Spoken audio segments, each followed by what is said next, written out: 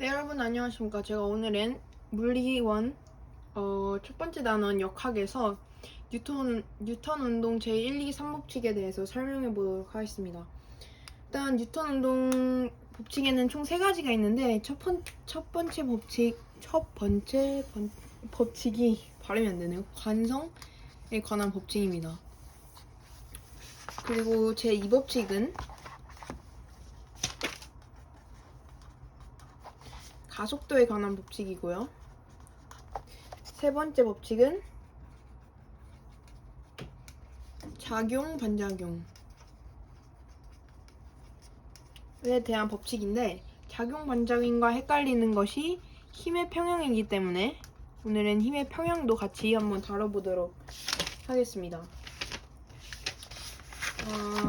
우선 뉴턴 운동 제1법칙은 힘이 0일 때 가속도도 0이라서, 가속도가 0이라는 거는 속도를 유지한다는 거죠. 속도에 속도가 더해지지 않는다는 거, 속도를 유지하는 성질을 말하고, 그래서 외부 힘이 아무것도 없을 때 속도를 유지한다. 즉 자기 상태를 유지한다. 원래 상태를 유지하려는 그 성질을 관성이라고 합니다. F는 MA에서 힘이 작용하지 않을 때 질량이 클수록 가속도가 작아지고, 그래서 질량이 클수록 관성도 커진다. 이런 개념이 있습니다. 코끼리가 있고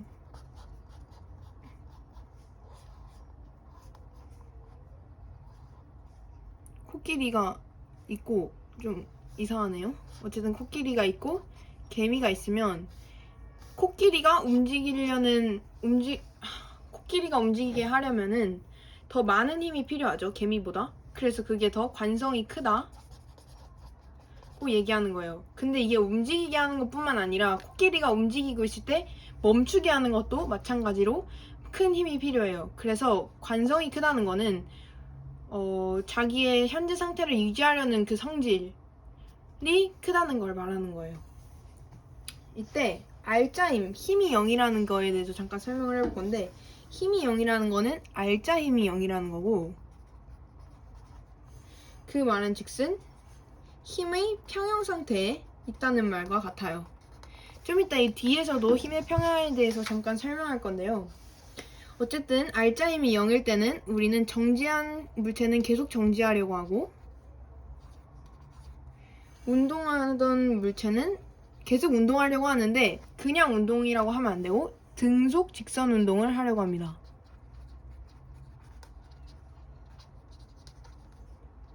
자, 그러면 잠깐 힘의 평형에 대해서 조금 미리 설명을 해보도록 할게요. 힘의 평형은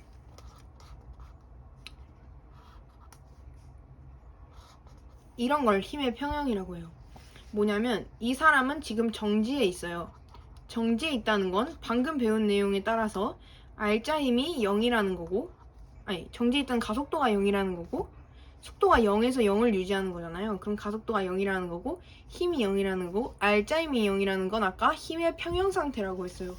힘의 평형 상태란 이 한 물체에 작용하는 여러 가지 힘이 있을 때 그 여러 가지 힘들의 합이 0이라는 거예요. 그래서 이 사람 같은 경우에는 중력이 사람에게 작용하는 힘과 땅이 사람을 떠받치는 힘이 같기 때문에 이 사람은 공중부양을 하지도 않고 땅으로 이렇게 계속 깊이 파고들지도 않는 거예요. 그래서 얘를 수직항력이라고 하고 얘를 중력이라고 해요. 굳이 이름을 알려드리자면. 그래서 이 사람은 정지해 있는 거고, 조금 더 간단하게 문제에서 보자면 C가 B를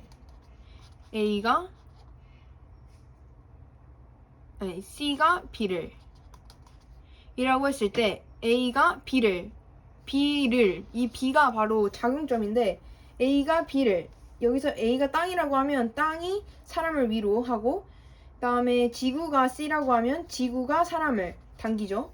그래서 이 목적어 B가 일치할 때 평형 상태라고 할 수 있어요. 이거에 대해서는 좀 이따가 작용 반작용 할 때 좀 더 자세하게 설명할게요. 어쨌든 뉴턴 운동 제1법칙은 가속도가 0일 때 힘이 0이고 힘이 0일 때 자기 상태를 유지하려고 한다 라는 것을 나타내는 말이에요.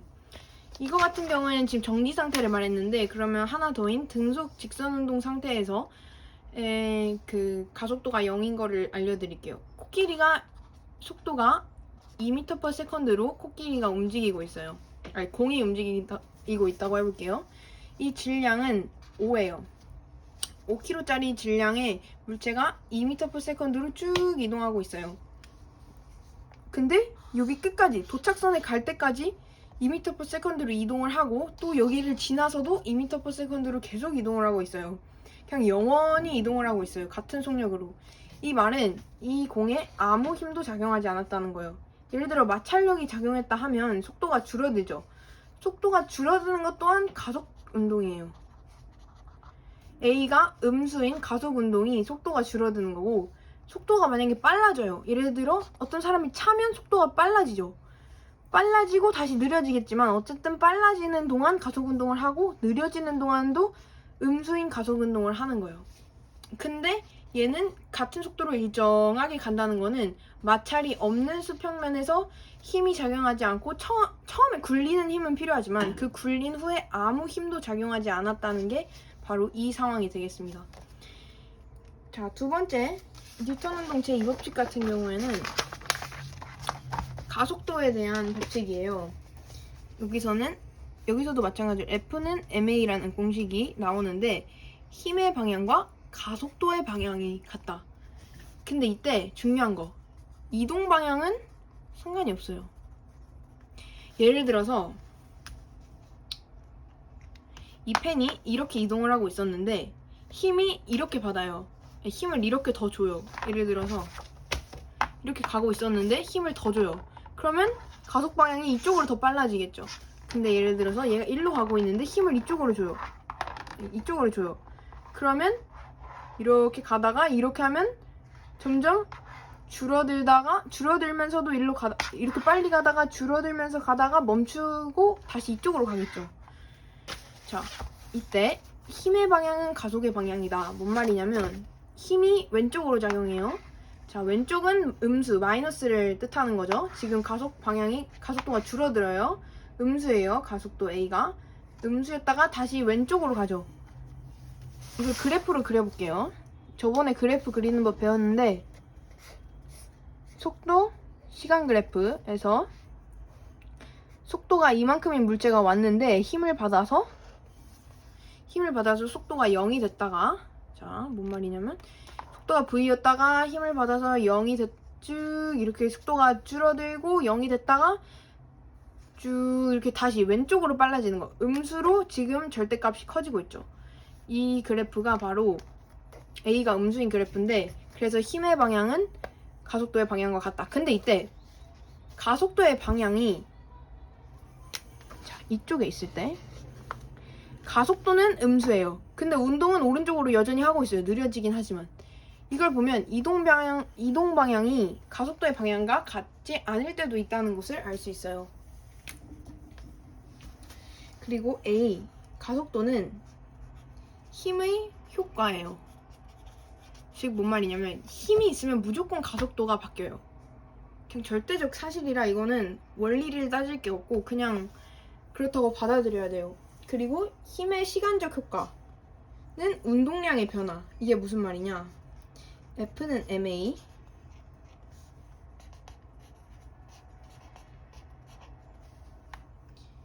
이렇게 나타낼 수 있어요. 나중에 이제 다음 시간에 배울 건데 이게 운동량이라는 건데, 힘의 시간적 효과는 운동량의 변화량, 즉 F 델타 T는 델타 P라는 말이 힘의 시간적 효과가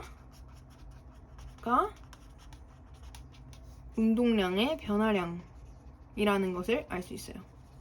이거에 대해서는 다음 시간에 좀 더 구체적으로 설명해 보도록 할게요.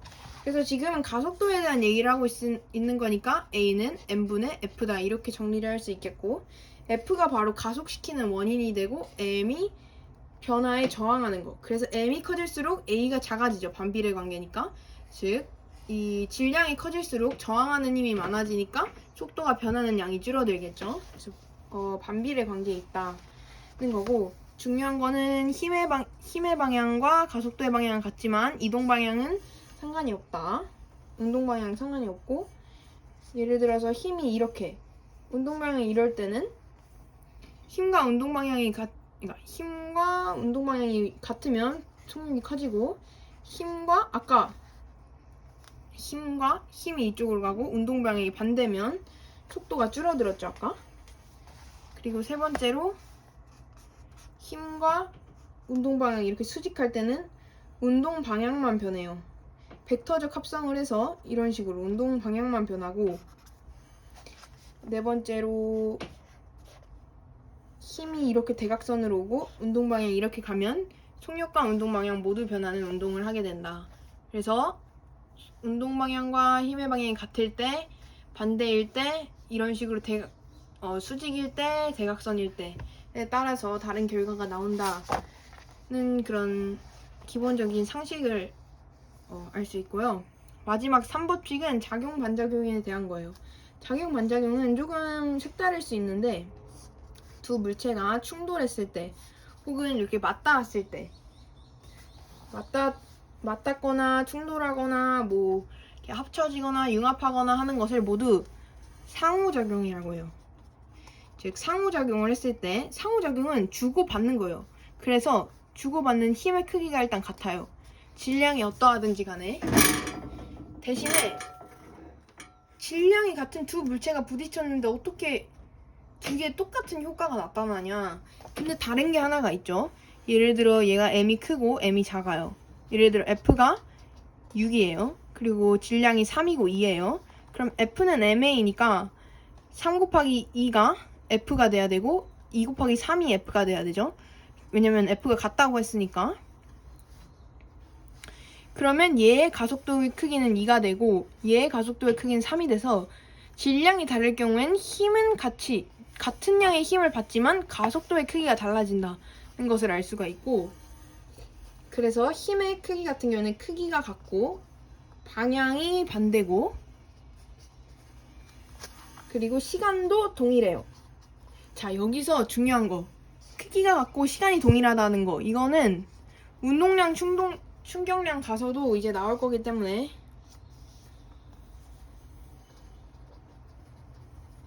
기억을 해 놓으셔야 됩니다. 충격량 I에 대해서.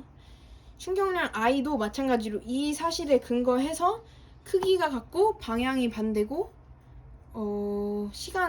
크기가 같고 방향이 반대라는 그런 사실이 이제 여기로부터 도출이 되기 때문에 이걸 기억해 놓으시면 좋고, 작용점,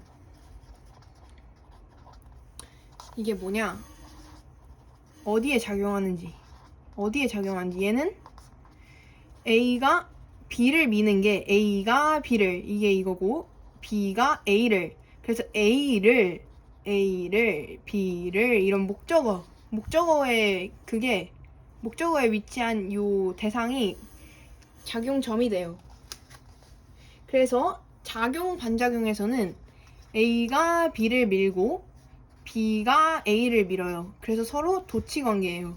보시면 작용점이 각각 다른 걸 알 수 있어요. 이게 왜 중요하냐? 힘의 평형과 구분되는 가장 중요한 게 작용점이기 때문이에요. 힘의 평형 같은 경우에는 A가 B를, C가 B를 해서 목적어가 다 B예요. 한 물체를 가지고 그 힘이 여러 힘이 이렇게 평형을 이루고 있어서 합력이 0이다 라고 하는 거고, 얘 같은 경우에는 힘의 크기는 같지만 합력이 0이라고는 할 수 없는 게 작용점이 달라요, 애초에. 그래서 얘는 합력이 0이다 라고 할 수 없고, 애초에 합력이라는 자체 개념을 도입할 수가 없어요. 왜냐면 작용점이 다르기 때문에. 그래서 합력이 없다는 거는 운동량의 변화량, 합이 0이라는 말과 같아요. 이거는 나중에 조금 더 다른 그 운동량, 충격량 개념 나올 때 조금 더 부가 설명을 하도록 할게요. 그래서 힘의 평형 같은 경우에는 F가 0이고 A가 0이다. 이거 두 개에 대해서는 잠깐 더 설명을 해볼게요. 작용 반작용은 이거예요. 힘의 평형은 이거예요. 조금 다르죠? 얘는 작용 반작용, 얘는 힘의 평형. 얘는 F는 0, A는 0이고 얘는 F가 서로 같긴 하지만 합력이 0인 건 아니에요. 각각 같은 힘이 작용할 뿐이지. 얘는 같은 힘이 작용하긴 한데 합력이 0이라는 거고. 그래서 작용점이 다르기 때문에 얘는 A가 B를, B가 A를 이고 얘는 A가 B를, C가 B를 이렇게 이거를 아시면 되고, 한 가지 문제 많이 나오는 게 테이블 위에 사과가 있어요. 사과는 정지에 있어요. 정지에 있다는 건 아까 합력이 0이라는 거고 힘의 평형이라는 거예요. 그럼 분명히 두 가지 힘이 지금 작용할 텐데 이게 뭔지 차근차근 설명해 드릴게요. 우선은 사과를 떠받치는 힘은 수직항력, 즉 책상이 사과에게 지금 하고 있는 힘이에요. 요 녀석은. 그리고 얘는 중력이에요. 지구가 사과에게 하고 있는 힘. 여기가 지금 검정색이 힘의 평형을 말하는 거고, 이제 이 형광펜으로 한번 해보도록 할게요. 자, 그러니까 책상이 사과를 위로 밀었어요. 그럼 사과도 책상을 밀어야 돼요. 작용 반작용에 의해서. 그래서 얘와 얘는 작용 반작용이에요. 그래서 사과가 책상을 누르는 힘이 분명히 존재를 하고, 이렇게 보면 여기에 작용 반작용 하나, 여기에 힘의 평형 힘 하나, 이렇게 두 세트가 있는 걸 알 수 있고, 조금 더 복잡하게 나아가자면 지구가 사과를 당기기 때문에 사과도 지구를 당겨요. 반작용의 힘, 작용 반작용으로. 그래서 사과가 지구를 당기는 것까지 표시를 할 수 있어요. 사실 작용 반작용으로. 그래서 힘이 한 개일 때 항상 작용 반작용 힘이 한 세트로 이렇게 따라다닌다는 거. 힘의 평형 힘은 하나, 두 개지만 하나, 둘, 셋, 넷. 네 세트로 작용 반작용 힘이 생긴다는 거. 이거가 작용 반작용의 개념이었고, 힘의 평형과 헷갈리지 않기 위해서 잠깐 설명을 드렸어요. 오늘은 그렇게 해서 뉴턴 운동 법칙 1, 2, 3까지를 해봤는데요. 그렇게 어렵지 않은 내용인 것 같아서 오늘은 여기까지만 하도록 하겠습니다. 감사합니다.